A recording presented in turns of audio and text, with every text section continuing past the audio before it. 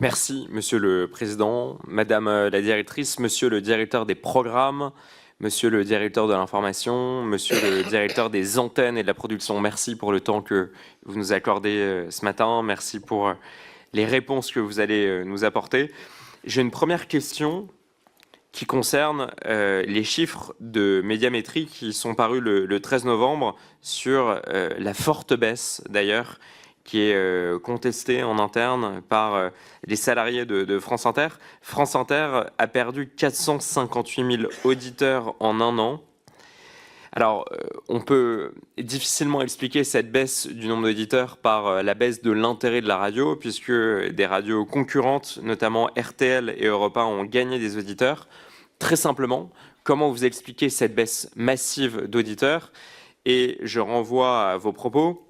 Vous venez d'expliquer que toute accusation idéologique ne repose sur aucun fait et est contestable. Est-ce que vous n'avez pas l'impression que perdre un demi-million d'auditeurs est lié d'une certaine façon à un biais idéologique qui est reproché par certains des auditeurs? J'ai écouté notamment le téléphone sonne sur l'audiovisuel public il y a quelques semaines et je constate que nombre d'auditeurs attachés depuis des années à France Inter se déportent pour des raisons précisément idéologiques. Allez-y, Madame la Directrice. Téléphone sonne, où est invité Monsieur Ballard, qui est membre de notre commission, mais qui n'est pas là ce matin, qui va arriver. Je vous en prie. Et Madame Taillé-Polian, pardon, il y a Monsieur Ballard et Madame Taillé-Polian.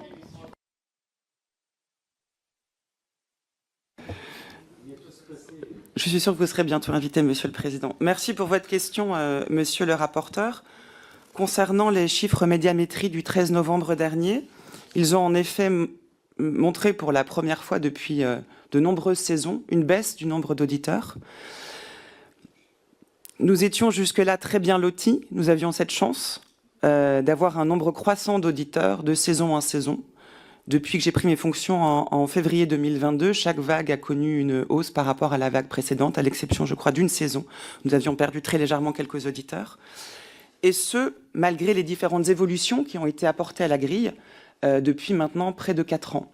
Si cette baisse d'auditeurs devait être imputée à un changement, comme vous le laissiez entendre, en rapportant des propos que certains auditeurs auraient tenus au téléphone sonne, à un changement idéologique, alors il me semble que cette baisse aurait eu lieu il y a bien longtemps. Pourquoi en cette rentrée en particulier, alors qu'il n'y a pas eu de changement notable et qu'il n'y a pas eu d'inflexion particulière, et pour cause, la ligne éditoriale de France Inter n'est pas une ligne idéologique.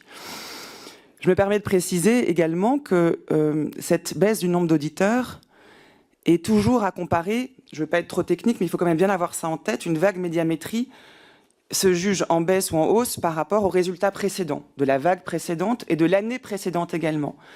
L'année précédente, l'année 2024-2025, a été une saison historique pour France Inter, avec une hausse sans précédent.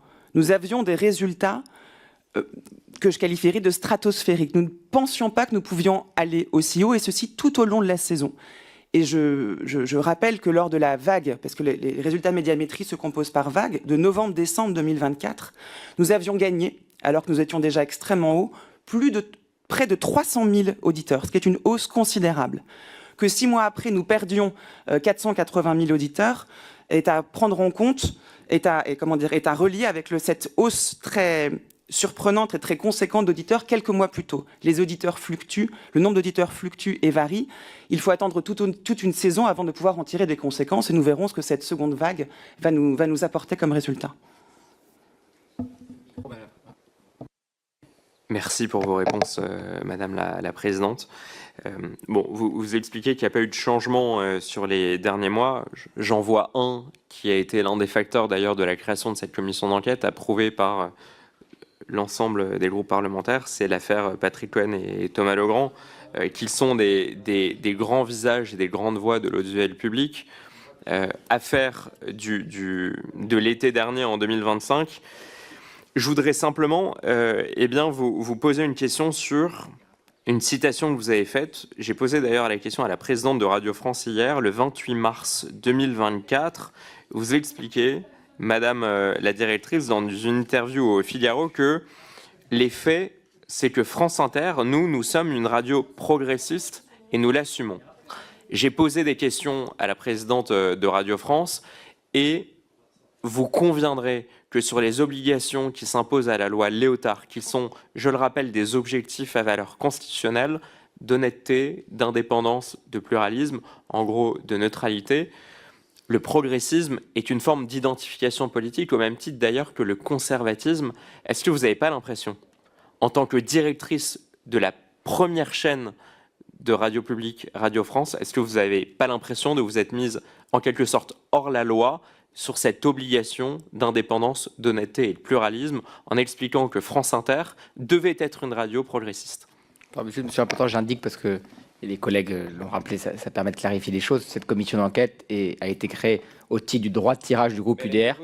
Non mais laissez-moi. Il y a eu. Je termine. Bon. Est-ce que je peux terminer mon propos? J'ai écouté le rapporteur. J'ai laissé finir pour pas l'interrompre. Ça se passait très bien jusqu'à maintenant.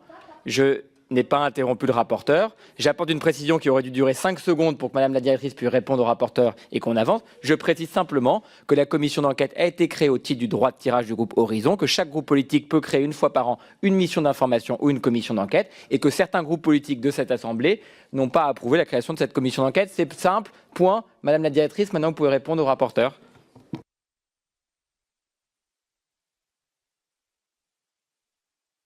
Créé par le groupe UDR. Voilà. Allez-y, Madame la directrice.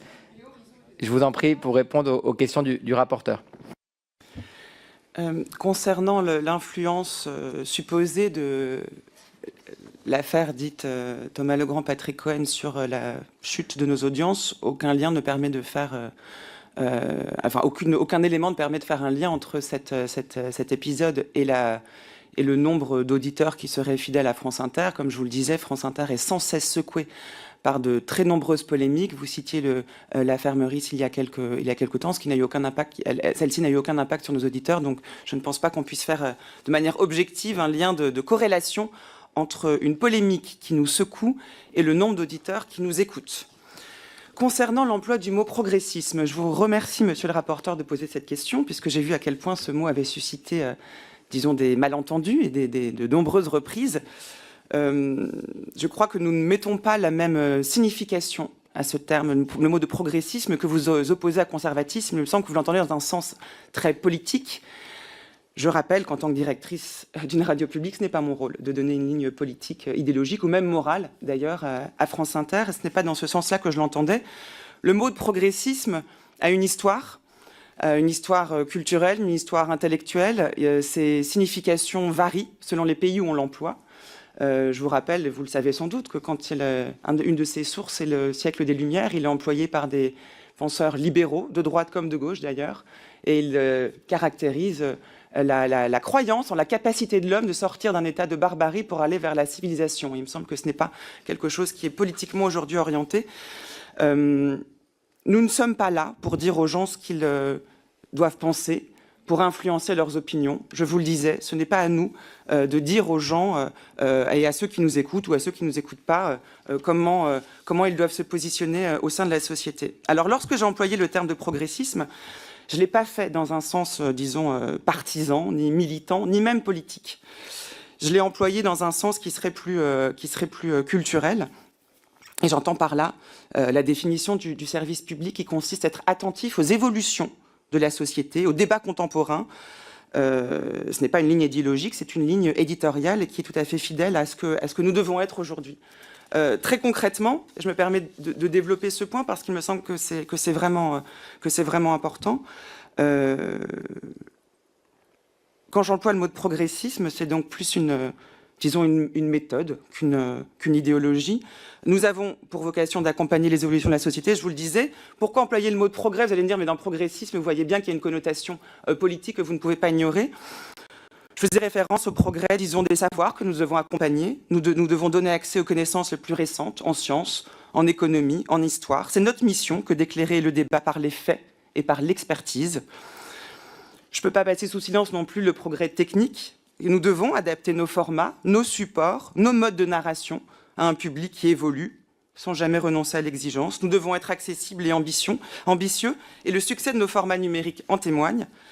Et enfin, en effet, c'est vrai, le progressisme peut renvoyer à un progrès social au sens républicain. C'est notre rôle de donner la parole à toutes les composantes de la société, y compris à celles qui l'ont le moins.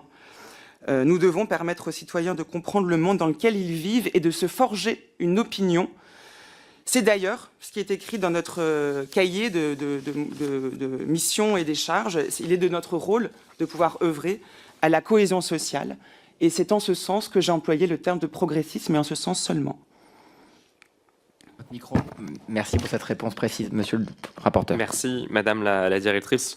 Vous ne m'enlèverez pas que le progressisme, je lis la définition dans un certain nombre de dictionnaires agrémentés, que le progressisme est une philosophie politique favorable aux réformes sociales.